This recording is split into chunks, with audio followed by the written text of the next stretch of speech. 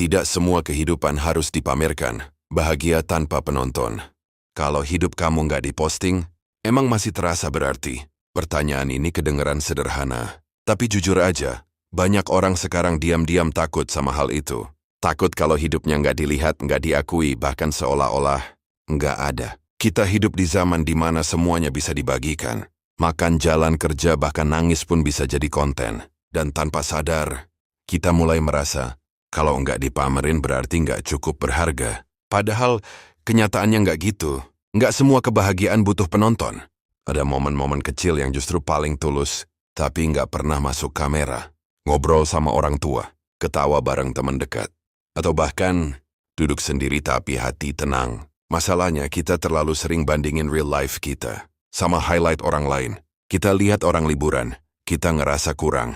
Kita lihat orang sukses, kita ngerasa tertinggal. Kita lihat orang bahagia, kita ngerasa hidup kita biasa aja. Padahal, yang mereka tampilkan itu cuma potongan kecil, bukan keseluruhan cerita. Semakin sering kamu hidup untuk dilihat, semakin kamu kehilangan rasa hidup itu sendiri.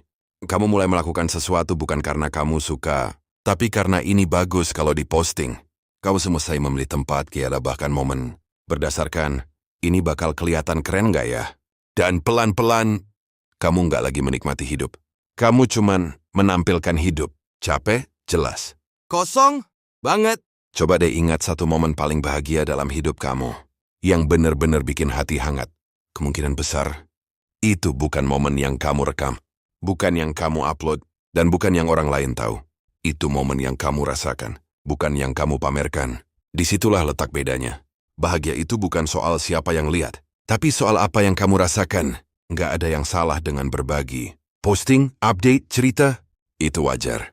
Tapi jangan sampai kamu kehilangan batas, karena nggak semua hal harus jadi konsumsi publik. Ada hal-hal yang cukup kamu simpan, ada momen yang cukup kamu rasakan, dan ada kebahagiaan yang justru lebih indah saat nggak ada penonton.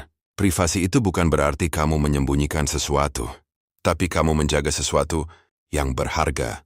Kadang kita lupa, orang yang paling damai bukan yang hidupnya paling kelihatan, tapi yang hidupnya paling terasa. Nggak harus validasi, nggak harus pengakuan, nggak harus tepuk tangan.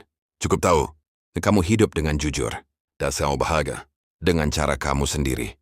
Jadi mulai sekarang, coba tanya lagi ke diri kamu, kalau hidup ini nggak ada yang lihat, aku masih mau menjalaninya nggak? Kalau jawabannya iya, berarti kamu lagi hidup yang sebenarnya. Dan ingat, nggak semua kehidupan harus dipamerkan, karena beberapa kebahagiaan justru terasa lebih utuh tanpa penonton.